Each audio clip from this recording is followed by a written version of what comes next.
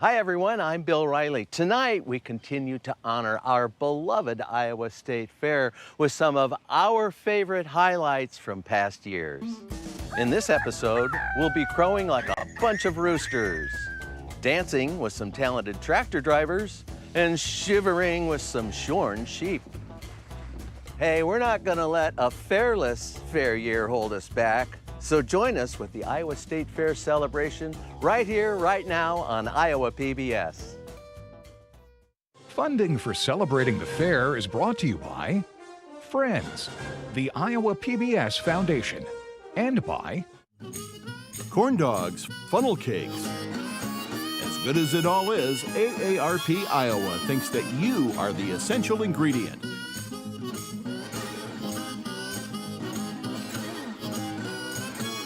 I am Kevin Rasmussen, and I am a pig farmer. We feel a deep responsibility to protect our environment and ensure sustainability. I think it's important to share our story and that others know that we're always striving to do better. At EMC, we're committed to improving the communities we serve and the schools within them by donating our time, money, and resources, and by supporting the education of those pursuing a career in the insurance industry. Count on EMC.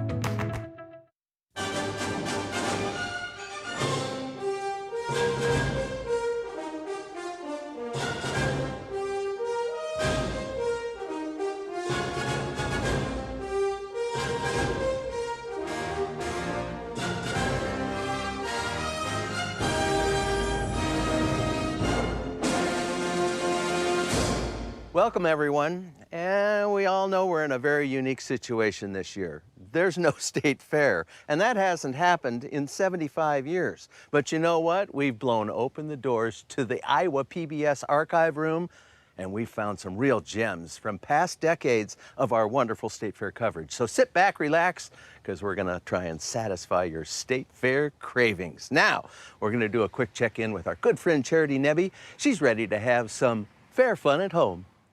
That's right, Bill. Our Iowa PBS Fair fans have really stepped up, sending in photos, videos, and descriptions.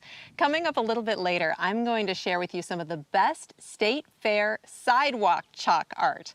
Art, of course, is a very important part of every state fair, and we wanted people to be able to use their sidewalks and their driveways to create some beautiful artwork. I'll pop back in the house in a little while to show you some of these entries and maybe a few other contest entries as well. Have a great show, Bill. Thank you so much, Charity.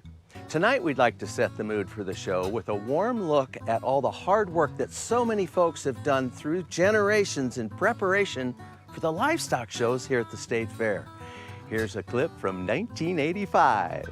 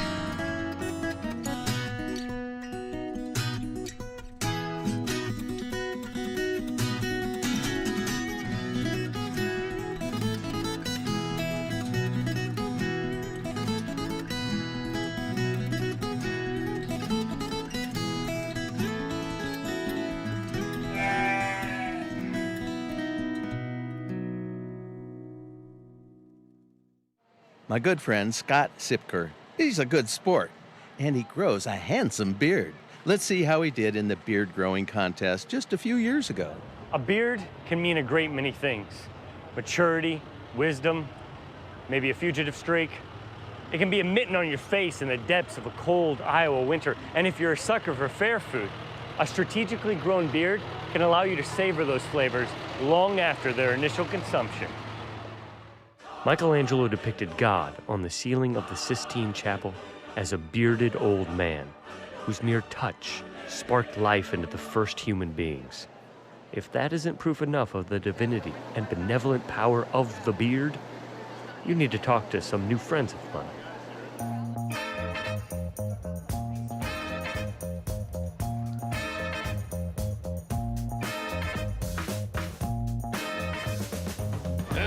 As a man who sports a face coif of my own, I began the arduous journey uphill in my golf cart to Pioneer Hall to see how my beard stacks up against the masses, or at least against all the other guys here today. Just something fun to do, you know. I don't care if I win or lose, it doesn't make any difference. Trying for the unique part, trying to think outside the beard. So if you had to choose Michael J. Fox or Jason Bateman as Teen Wolf? Michael J. Fox took the cake for sure, absolutely. I love Jason Bateman too, man, but he just didn't measure up. I'm gonna do most historic beard. I'm a two-time returning champion at that one. I worked in the year 1875, and so I've always kind of based my beards off of pictures that I've seen from that era. It means the world to me, it really does. I love this fair. We're here with Regina Pearl, the superintendent of Pioneer Hall, where the beard contest takes place. She's also the coordinator of the beard contest. So tell us a little bit about the beard contest. It wasn't but a few years ago that we barely had 3 contestants and had to go out and grab gentlemen off the grounds and insist that they join our contest. And now it's flourished into this fun event that many men are taking part in. Wanted to thank the Queen for helping us out. Nobody can ever take this honor away from you.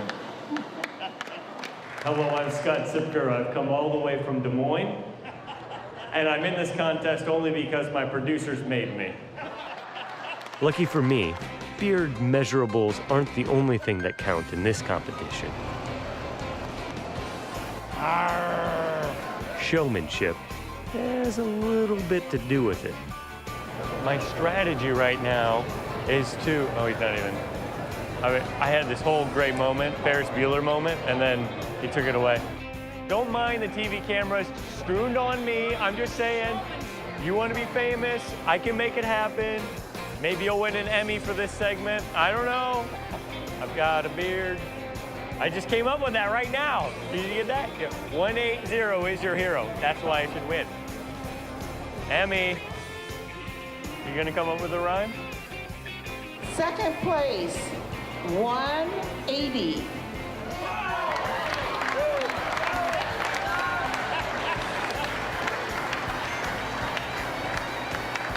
First place for 2013, 183. Nothing compares to the Iowa State Fair. There's not too many people out there that gets a blue ribbon, and I find it a lot of fun, and I think everybody should come out and enjoy the fair.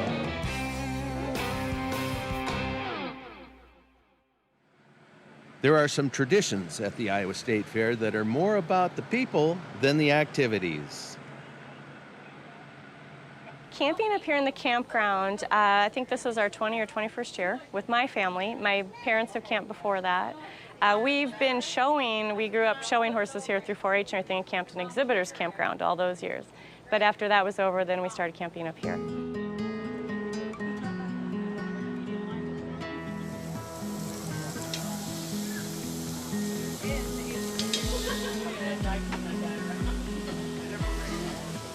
Girls were in 4-H. We started out camping down the Exhibitors Campground. And after they got through 4-H, we suddenly just moved up to this campground, and I don't know exactly when it was. It'd be 30 years, yeah. Probably might even be more than 30, but then. So it's been several years.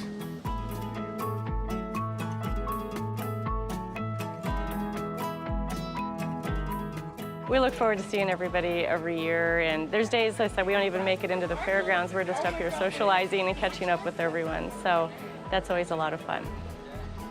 Oh, it's just fun. You get up here every year and meet you have most of the same neighbors are back every year. It's just kind of like old home week. And then, well, like in fact, the other guy that was sitting there talking earlier, we met him one of the first years we camped here, and they've become good family friends.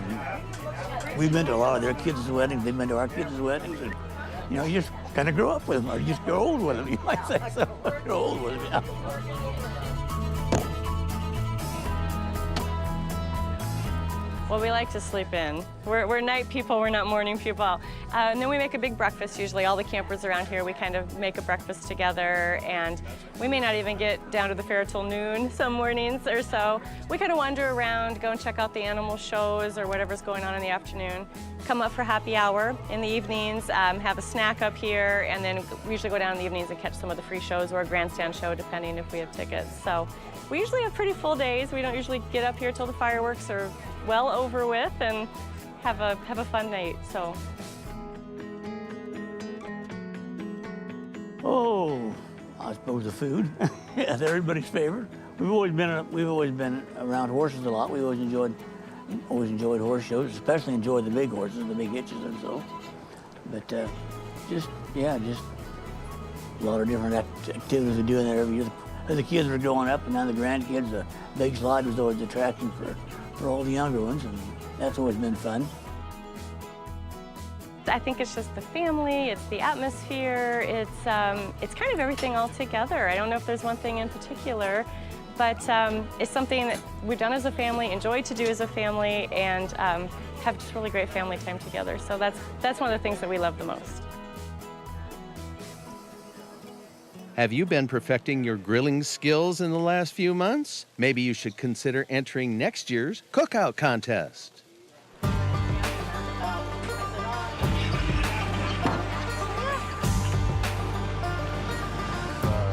Smoked ghost pepper bacon. The peach flavored chicken breast. And if you watch, when it injects, it swells and it puffs up real nice and pretty. It shortens your marinade time. It gets the flavor way down deep inside of there so that it's already locked in. You don't have to spend overnight or hours marinating. You inject it and it's ready right then. Because everything's peachy. Our chicken thighs, which I got some little mustard inside, and I got some pit ham. And what else do I got in there? Cheese, some Gruyere cheese, and I wrapped it with bacon. Bacon makes everything better. 2 pounds burger, pound pork, pound bacon, pound cheese, garlic, salt, pepper to taste. Start out with hamburger. It's farm raised down in southeast Iowa. I put onion soup mix, bacon, our homemade barbecue sauce, and some barbecue seasoning in the burger, make it a bowl. I'll throw that on the grill and grill it. And then I put mashed potatoes on the inside of the bowl, top that with cheddar cheese and bacon bits, throw that back on the grill and warm it up, melt the cheese, and then a dollop of sour cream and a cherry tomato on top for a hamburger sundae. So what's it taste like? Heaven. So the salt I'm getting is from the dry onion soup mix? Yes. What % fat is your burger? It is 90-10. Bonus top sirloin steak tip, 4-pounder. A good rub. I like to do a mesquite marinade for the beef. Gives it a bold flavor. And then smoke it as long and slow as I can.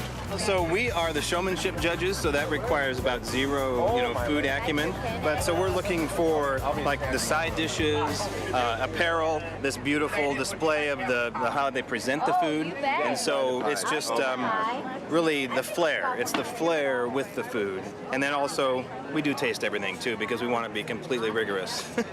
We have tri-tip. And we have some center cut sirloin that we're going to be sampling out for people also. Tri-tip, you want the meat to shine through. You don't want to overpower it with a whole bunch of stuff. It's just a really good cut of meat, and it has a real beefy flavor to it. So thickness of slice, is that important? It's yeah, I think so. I think, that's about 1/8 of an inch.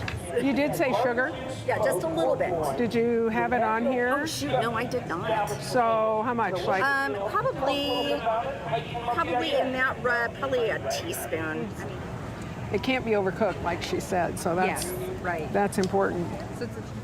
So how do you carve it? It is rubbed with salt, pepper, and garlic. Mm-hmm. You may taste a little rosemary. That comes from the au jus that I make.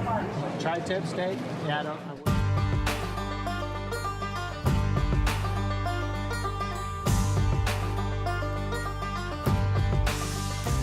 Congratulations to Brandon Bowden from Clinton.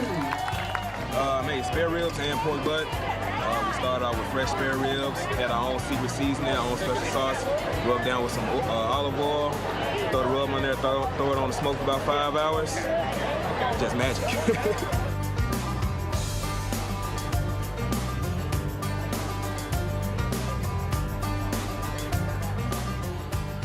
We sure miss our dear friend Mark Pearson. He was a huge part of our fair coverage. Here he is in a big contest from 1994. Here in the Kirkwood Community College swine farrowing exhibit, it's fun to see sows giving birth to little pigs. Now this pig here, he's got a little bit of age on him. He's about 35 pounds. It's hard to imagine how these little animals at the fair become great big animals, but that's exactly what happens. In the sheep barn last year, the state fair record was set in the big ram contest of 423 pounds. This year, there were 5 entries. Weighing in at 341 pounds and taking second place was Boot Scooter, shown by Jenny Gardner of Dowds, Iowa. But Craig Van Arkel took top honors, as he did in '93, this year with Max Van Arkel, a 2-year-old Suffolk weighing 434 pounds and setting a new state fair record. Here's the Iowa State Fair's largest ram, and it was grown by the Van Arkels from Grinnell. They're in the sheep business. What's the secret to growing a big ram? I think it's just in the breeding. We've got bucks in the same pen that aren't anywhere near this big, so it's not the way they're fed. It has to be bloodline. Is this the biggest one you've ever grown?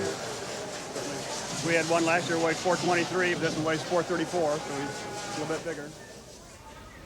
And here come the big bulls, always a popular part of the Iowa State Fair. And the big bull competition this year featured 8 big bull entries, and they were big. Gene Bedwell, I showed Gene's champion steer in the Governor's Steer Show back in about 1985. I know this guy knows big livestock. That steer I showed weighed over 1,400 pounds. This bull he's brought in today, wow, 2,900 pounds. That's a big bull to work with. Phil Cullen now coming in with a big Maine Anjou bull. Man, it is a monster. This bull's name is Bubba.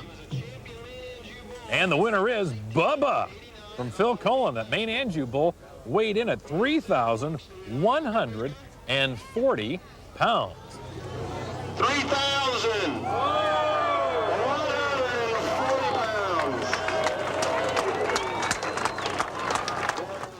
Congratulations, Phil Cullen, with your champion. Biggest bull at the fair. Thank you. Now, tell us about this bull. Well, he was a champion bull at the '89 Expo. Oh, okay. Grand champion Maine Anjou bull. I've owned him ever since. He's done me a lot of good, put a lot of meat in my calves. I really like him, and he's a gentle little bull. This year, I didn't use him much. I think I only used him 5 times this year. He's been a good bull. This year in the swine barn, there were 7 big pigs vying for big boar honors. And in the third pen, this entry is Frostbite, a 3-year-old Hamp Duroc cross. And there is the champion boar, the biggest boar at the Iowa State Fair, and will be top dog, or top hog, if you will, for the coming week during Iowa State Fair activities. Tim D. from Baxter, owning Tarzan, and his son Travis, who has done so much of the work. This is probably the biggest crowd for a livestock show that we've had thus far during the fair. How do you explain that, Travis? People's I don't fascination. know. I've been to a lot of shows down here, just regular breeder shows. Watch my dad used to show Chesters, Spots, and Durocs, and I don't know. People like to see big hogs, I guess. Something most of these people probably don't know what the average size hog is. And if they did that, they might even be more impressed, probably, because it takes a big pig to get that size. Now to wrap up our big category, of course, the big horse. First up is Tom. He's owned by Ken Greiman from Garner, Iowa, and this is one big Belgian. Next we have our Percheron entry. This is Lewis. And now the light gray Percheron, or Percheron, as they call him. And this horse is named Fritz. And sure enough, the biggest horse is the big Belgian, and that is one big Belgian, weighing in over 2,000 pounds. All right, now what's the fascination you think with the biggest horse? What do you think it just is? I don't know, just a gimmick. Hey, Bob, cut it out. Just something, you know. As far as I'm concerned, I'd much rather have a 10 horse. You would? You'd rather have a 10 horse? 18 hand, 10 horse, for my use myself, yes. Any day, yeah. He's much handier, and he won't eat much difference in feed, but as far as handling and quality around him. Whoa. It's hard to explain our fascination with bigness here at the Iowa State Fair. I must admit, I'm not above it myself. I'm fascinated by bigness. And I've got an ego, and I'm proud to admit that having just weighed myself on the hog scales here in the swine barn, that I am public television's biggest host at the Iowa State Fair. Sorry, Morgan. From the swine barn, with all the big animals, I'm Mark Pearson. Try not to blink in this next segment as we check out some Midway scenes through the decades.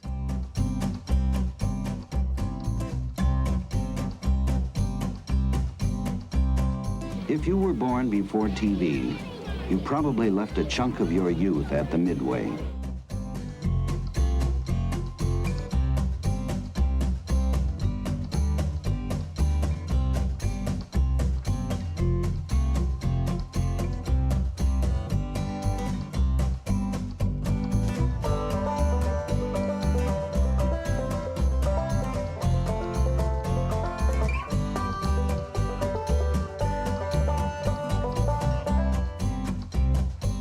My name is Monsignor McCarthy. I come from New York, but I have a special work that I do. I'm the official chaplain appointed by the Vatican, and I bring religion to those people who are on these midways. I've never been to the Midway.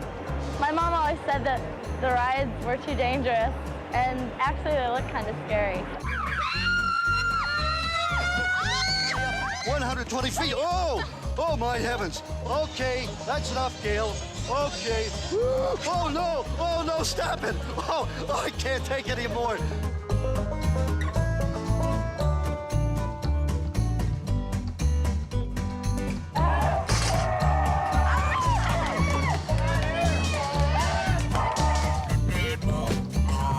The bright lights of the Midway.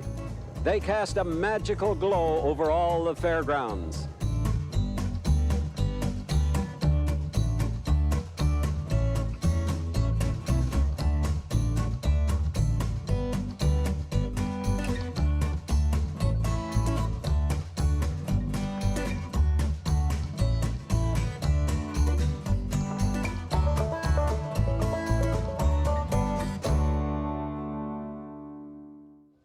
This next story is one of my favorites, dancing tractors.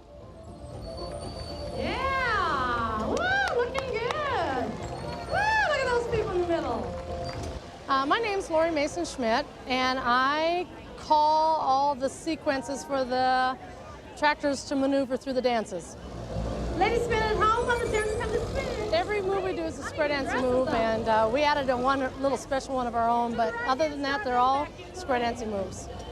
One more spin, our ladies fair. Gents, go behind.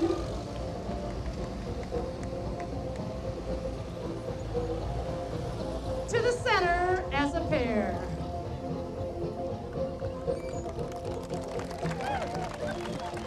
The All Promenade is from Nemaha, Iowa, and we're from the northwest part of Iowa. It's our town slogan is a mighty small town, and that's what we are. We're mighty and we're still small, but there's about 100 people in our town, and they're a great bunch of people. They're real close-knit.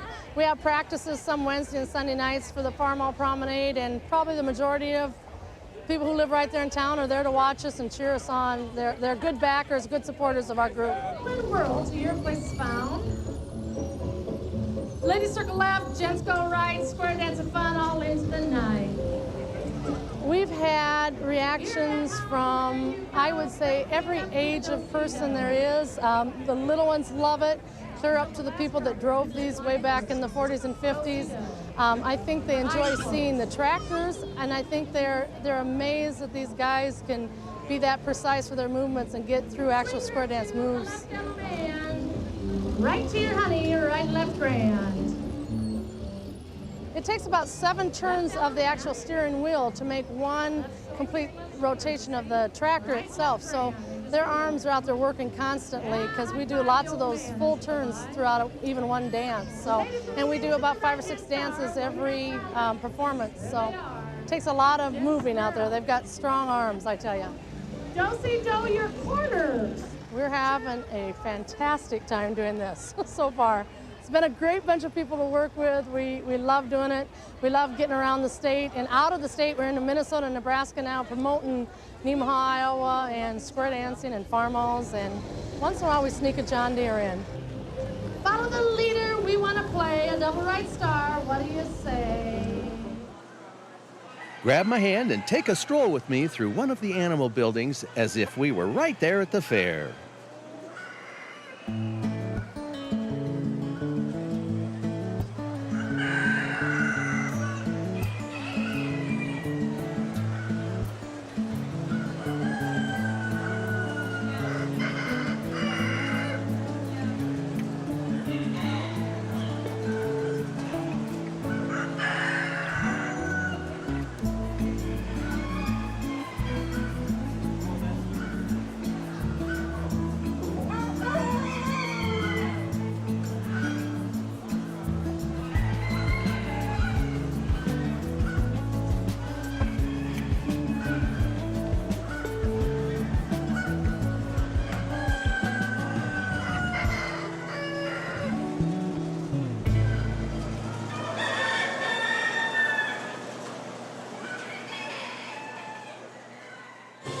We have much more coming up in the second half of the show, starting with Charity Nebbe's Fair Fun at Home. Be back in a flash right here on Iowa PBS. Hi, I'm Charity Nebbe. Are you ready for some state fair fun at home? Record the kids telling a joke or sketch some art with sidewalk chalk. Try your hand at butter sculpting, decorating an ugly cake, or crafting a decorative face mask. You can even show us your pet's greatest tricks or write a state fair poem. Try one or try them all. Visit iowapbs.org/fair for details. I, Harry Weiland, was a wet behind the ears 22-year-old Brooklyn film student back in 1968 when the then 36-year-old Johnny Cash agreed to let me chronicle 8 months of his life at home and on the road. Johnny Cash and Me allows Johnny to tell his own story through his actions, his words, and more importantly, through his music. Coming to Iowa PBS August 21st. Egypt's Great Pyramid. A testament to ancient scientific prowess. But mysteries remain. We need to know about the people who built them. Where's their settlement? Now, stunning discoveries. There's a void right through this wall. Like the world's oldest papyrus, are decoding the Great Pyramid. The people of the pyramid are coming back to life. On Nova. Wednesday evening at 8 on Iowa PBS. Iowa PBS Passport offers more than 1,000 hours of your favorite PBS shows on demand, anytime, anywhere. Shows like Masterpiece, American Experience, Antiques Roadshow, and more. Simply donate at least $5 monthly, ongoing, or $60 each year, and start watching today.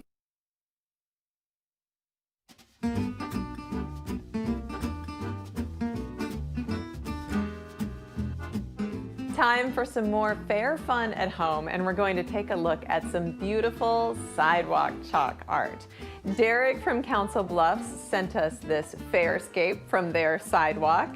Kim in Northwood says her kids drew pictures of what they love at the fair: cows, pigs, and bunnies. Nicole sent us a picture that Alfred drew. This is a picture of his dad being really excited about the Iowa State Fair. RJ from Norwalk sent us this beautiful sidewalk chalk art. We also heard from Anna in Des Moines, a few of the things they'll miss at the fair this year: a corn dog, the big slide, and some funnel cake. Lindsay from West Des Moines came up with a fair-themed idea: new food on a stick, one that I don't think any of us would like to buy. Bryn from Council Bluffs drew a picture of corn because, of course, you serve corn at the fair, and it reminds her of summer. From beautiful sidewalk chalk art to some really ugly cakes. Let's take a look at some of our ugly cake submissions. This one is a unicorn. It is a quarantine unicorn cake that Jennifer and her daughter made in Winterset with some delicious black jelly beans left over from Easter for the eyes. We have this beautiful cake from Kane in Cedar Falls, a chocolate cake with peanut butter frosting, and apparently it says ugly cake on top in sprinkles. We will have some more ugly cakes and some other great fair fun at home to come throughout the week. Thanks for watching.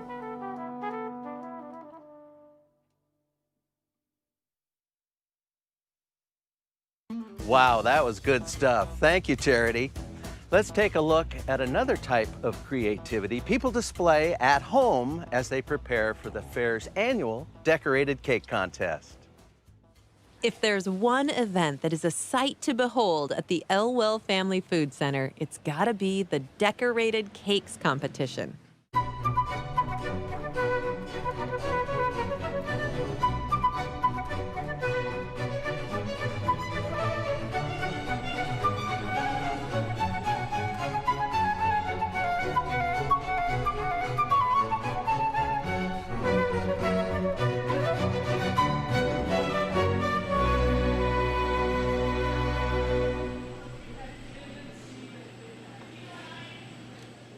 Dozens of cakes were submitted this year as contestants broke out the fondant, whipped up the frosting, and laid out their decorations.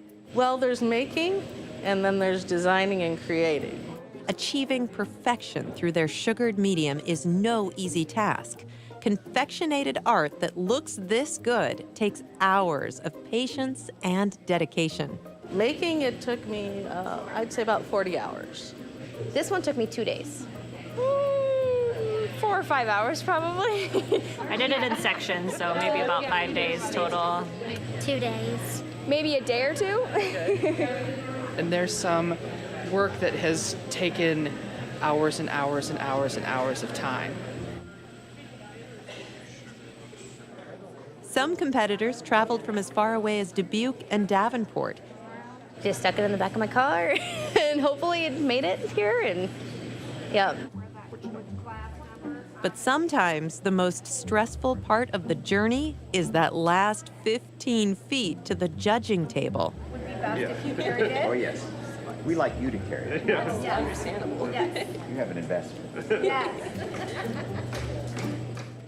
30 minutes before the entries are judged, the food center is buzzing with activity. Decorators finish last-minute cleanups, ensuring every flower, ribbon, and sprinkle is in just the right place.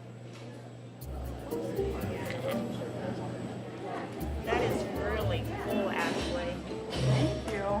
Right at 11 o'clock, all activity ceases. All except for the judges, who have the unenviable task of choosing the best of the best. So I'm looking for creativity, like a really interesting design, flawless execution. Everything needs to be very neat, smooth. Yeah, and just a really overall showstopper type of cake. Yes, there are prizes on the line. Yes, that ribbon does mean something. But for a number of these decorators, the competition is a learning experience as well. It's kind of just my funnest thing to do. I just like cake decorating with my mom, and it's kind of like a hobby for me, and I just find it really exciting. These bakers are artists. Substitute a piping bag for a paintbrush, a cake for a blank canvas, and after hours in the kitchen perfecting their craft, they form their ideas, their dreams, their inspirations into art that is almost too good to eat. Iowa PBS veteran Mike Newell was on fair assignments with us for years, including plenty of poultry calling contests. Well, Bill, that's what a real one sounds like. We head up to Pioneer Hall to catch up with the kids. They've really got something to crow about.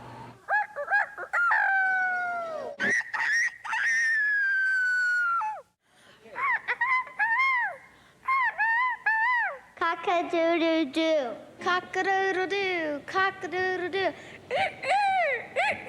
Cock-a-doodle-doo, cock-a-doodle-doo. Cock-a-doodle-doo. Cock-a-doodle-doo, cock-a-doodle-doo. Cock-a-doodle-doo.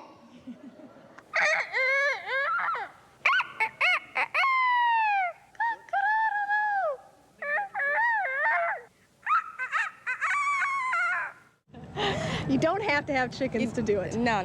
But it does help. You don't need to be inextricably bound to the soil in order to fashion a good chicken call. I mean, we found that out. You know, we've lived in the city for a while. But we did have chickens, and that helped. So, and you know, sometimes when you have chickens, you have to call them. So we developed this call.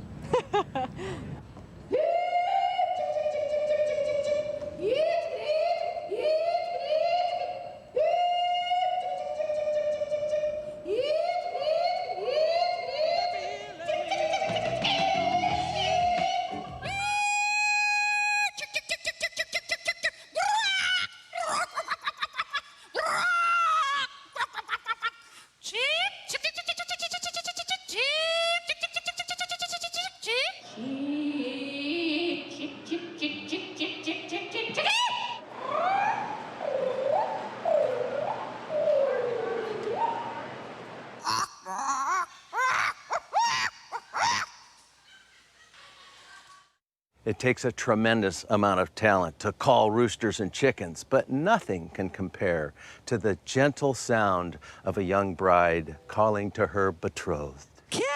Alexander! Get up! I'm here! Now!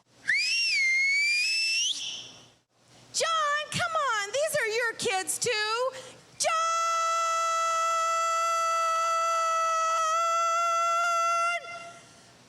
Thank you, honey. I'm so glad you came. Kitty! Kitty! Alexander!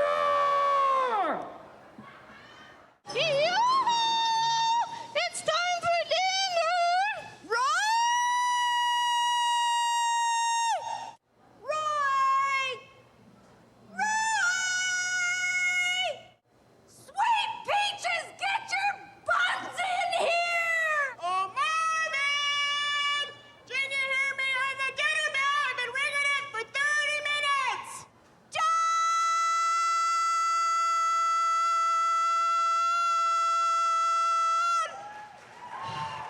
Irving!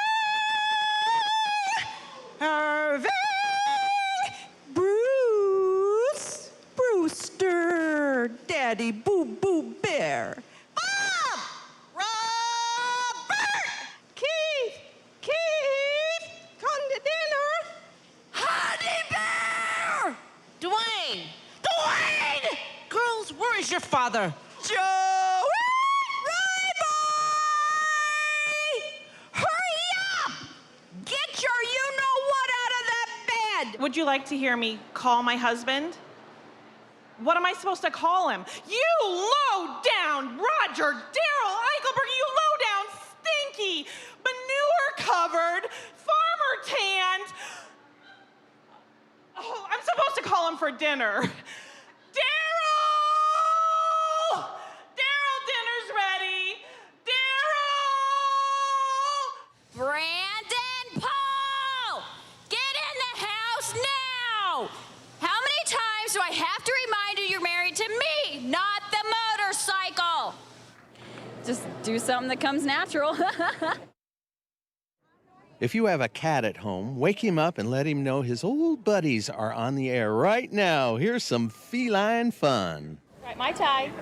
You talk. You talk. Baby girl, can you talk? Yeah. I'm Andrea Dorn from Nevada. I'm the superintendent of the Iowa State Fair Cat Show. Our State Fair Cat Show is a show for household pets, which include mixed breed cats, or unregistered purebred cats. My name is Chloe, and my cat's name is Shiloh. I'm here because I wanted to do a cat show. It's been a new experience for me and stuff, and I've always wanted to do it, and my cat's always kind of wanted to do it too. A lot of times people will come to the state fair not realizing there's a cat show. And this may be the first time they've even heard of one. So they'll come here and see this, and then the next year they'll bring their own cats. My name's Damon Madole, and this is Bobby. He's gonna be 2 in October. He's a pretty playful cat. He's just a good all-around cat. He's a little nervous right now. When they show up here at the Iowa State Fair, they first have to be vetted in. The requirement is that they do have a rabies vaccination up to date. And so the vet here checks the rabies certificate, checks the cat to make sure it has no external parasites and no communicable diseases that are obviously, that we can see. And then they come in and they decorate their cages and let the cats get acclimated. And after everybody's checked in, the judges take over and the cats are taken up to the ring, and the judge goes through every single cat and then makes their decisions. We have 3 rings here at the Iowa State Fair, and each ring is like a separate show. So each cat goes through 3 separate shows in one day.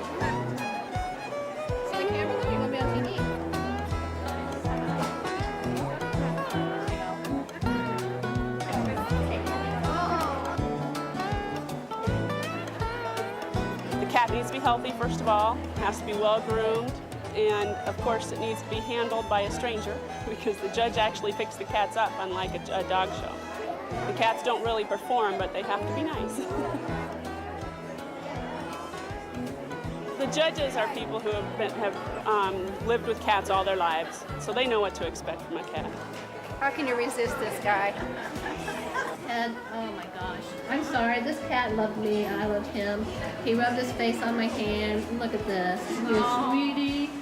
And we kind of like to have them in good physical shape, although at the state fair we like to award the biggest of things, so obviously we had the big one here today.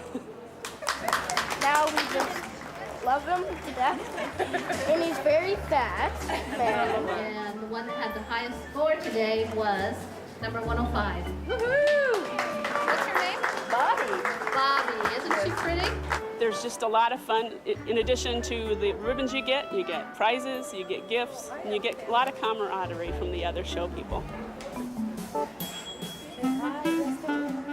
Here's a classic game with an interesting twist.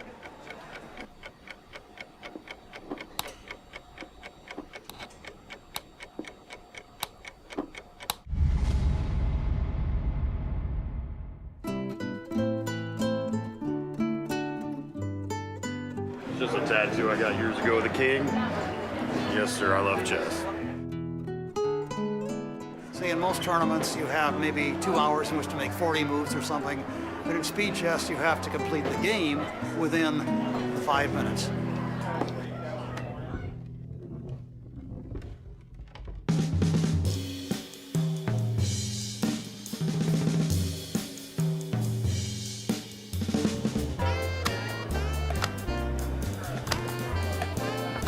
There's 3 phases to chess, opening, mid-game, and end-game.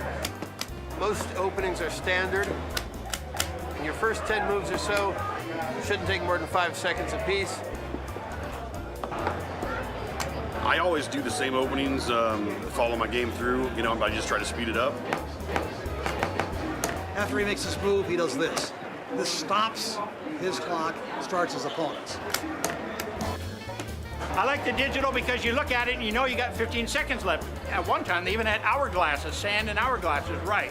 So chess has really come along.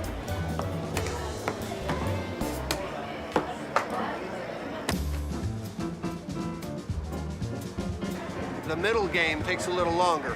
That's where there's more pieces and they're all involved. Ooh, good move. Amazing comeback. Very good. It's a real race. It was a very good game. Very fast paced. Real change in momentum as they went along. Ooh, maybe. Ooh, he might make it. You could tell these are very experienced players. That they knew their gambits. You could see the protective layers. Sometimes you had 2 to 3 layers of defense on a forward piece. Let's face it, it might be a case of being lucky. They're guessing a lot on their moves. Yeah, you just go with your gut. There's nothing you can do. You got to decide, and you got to decide quickly. What may be lucky or not is, how well your own mental faculties are doing. Sometimes you can't control that. The moment you make your move, you say, I didn't see that. This is where the time becomes an issue. The end game is where you have to be also really quick. Check. I could be in a position where I could win, but if the clock gets me, I lose.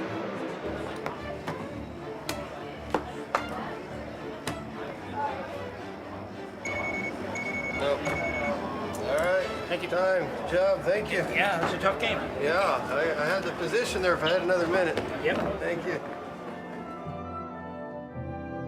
I have done this for 35 consecutive years. I go back to 1981. I like the atmosphere. People have fun. When you go to the fair, it's nice to get that blue ribbon. It was a lot more exciting than I've, ever seen chess before, so it was really fun to watch. You might see me go down Main Street yelling out, "I'm number one," It's not to be taken too seriously. No, I'm still just David. A very nice demonstration of some good time chess.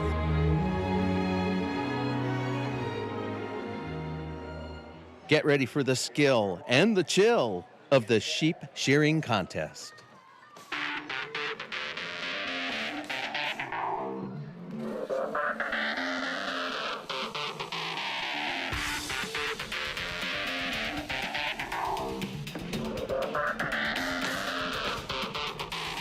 I always like to say the first 10,000 are the hardest when you're learning to shear sheep, and that's just about true.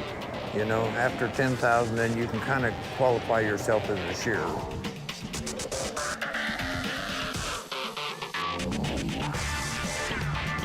You have to control that sheep with your feet, legs, and your left hand. If you're a right-handed shearer, why, of course, that leaves your hand free to shear, see? And you have to maneuver that sheep around. And that sheep has not been sheared maybe before, and they don't remember from time to time when they are sheared. They say, oh, they've been sheared before, so they know what's going on. I don't think they remember that. They might remember how to fight. We start with our junior division, which is our younger shearers, and some of them may have a year or half a year of training, and they need to be proficient enough to where they're not cutting the sheep and they can handle the sheep before they come here to start in the shearing contest. As far as the industry, this represents how wool is harvested and the fact that it does have to be harvested so we can use it, and also to make the lambs more comfortable, to make it easier at breeding time and at lambing time. But on top of that, it's also a show. It's here to be a spectacle for people to see sheep sheared, because it's something they normally don't get to see. Our second division is our amateurs. Some of them have been shearing for a number of years, but they don't shear a large number every year.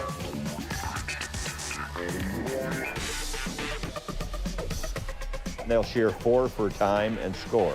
An ideal time is 6 minutes for 4 sheep.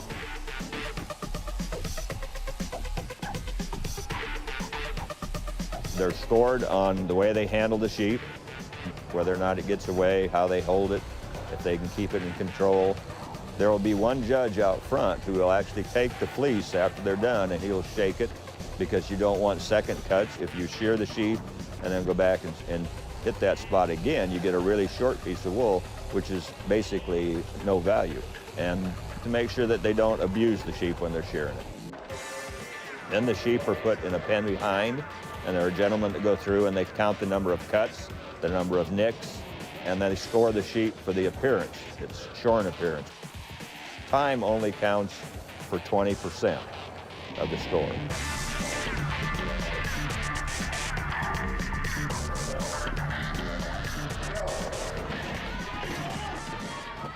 We've got competitors here that have been national champions, they've been world champions. We have competitors here that have sheared in New Zealand and Australia in contests.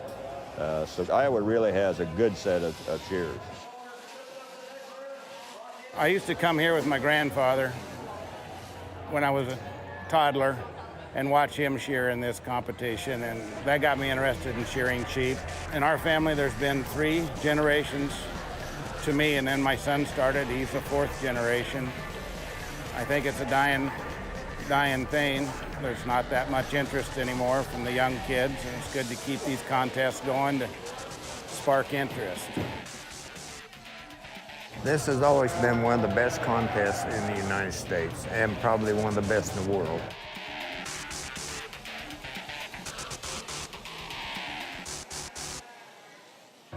For some reason, our rich state fair history has often involved throwing things. You gotta love that.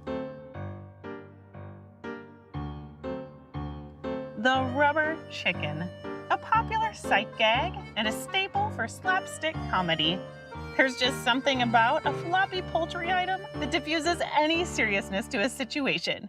Throughout the early 20th century, this plucked latex fowl was used as an aerial prop for jugglers and a mock weapon for comedians. Today, the rubber chicken has become shorthand for things that are silly and absurd. So of course, every year at the Iowa State Fair, women of all ages gather to hurl these hens great distances during the rubber chicken throwing contest. The rules are not to toss them by their legs or their necks, okay? You have to throw them from the body, however you'd like, but holding on to the body. For over 25 years, rubber chickens have been flung by women both young and old. Well, mostly women. It's a contest of strength and skill. Rubber chicken throwing is pretty much exactly what it says. Hens are thrown, tossed, lobbed, or catapulted. The person with the longest distance wins. There you go, dear. Congratulations. But before the rubber chicken throwing contest took the state fair by storm, there was a different test of strength involving a wooden rolling pin. People would fling a blunt 2-pound object in a public area as hard as they possibly could. Maybe the most important question is how this household utensil became an object to hurl.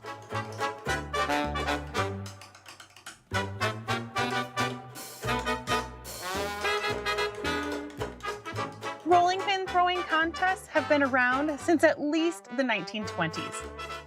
Starting in the 60s, rolling pin throwing took new heights at the Strahd's annual Brick and Rolling Pin Contest.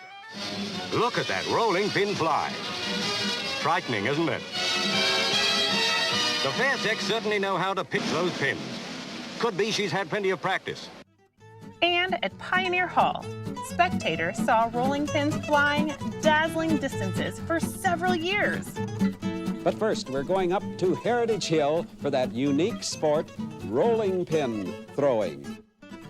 We've been working on this thing for about 8 or 9 years now, or I have, and I think, Fred, I think you've been on it about the same, haven't you? Yeah, 9 years I've been on it.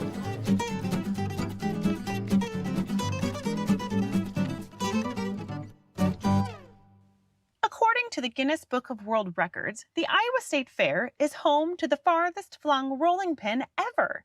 Lori Adams sent the 2-pound pin a stunning 175 feet during the 1979 Iowa State Fair.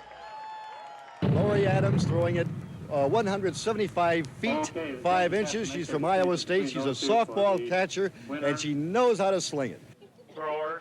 As you can imagine, throwing a 2-pound blunt object as hard as you possibly can posed a certain hazard to fairgoers. Straight. No, I was afraid I was going to get hit. I got the bop. Where did you get hit? You want to see right there. What do we look for? Well, first of all, we watch that rolling pin, see where it's going to go. So they don't hit us in the head when they throw it.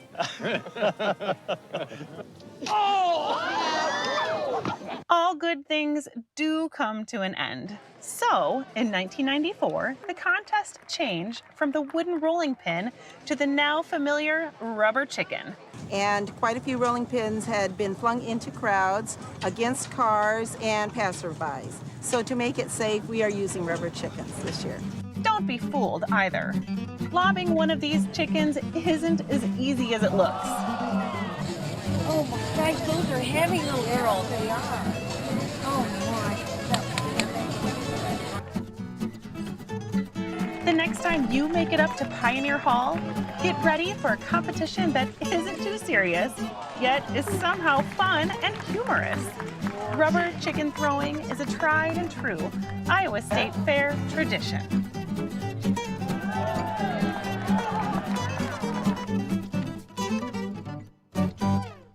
Hey, that takes us to the end of tonight's bundle of archival features, but come on back tomorrow night because we'll check out the Combine Demo Derby, learn the art of yodeling, and admire the precision of cowboy mounted shooting.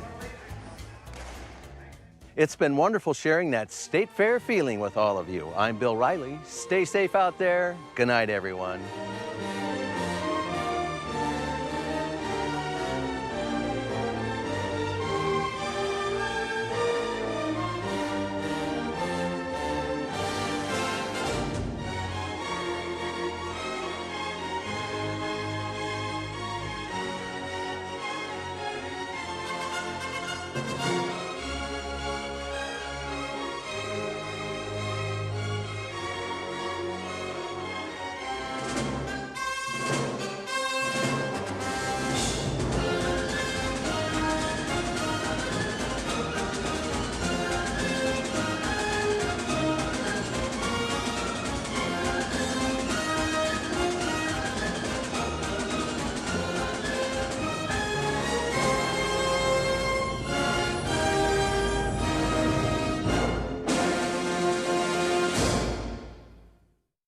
Funding for celebrating the fair is brought to you by Friends, the Iowa PBS Foundation, and by corn dogs, funnel cakes.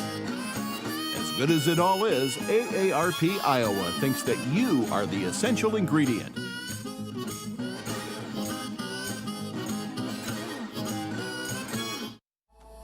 Caring for pigs is not just an individual job. It truly does take a village to put a safe, healthy food on your table and keep farming sustainable. At EMC, we're committed to improving the communities we serve and the schools within them by donating our time, money, and resources, and by supporting the education of those pursuing a career in the insurance industry. Count on EMC.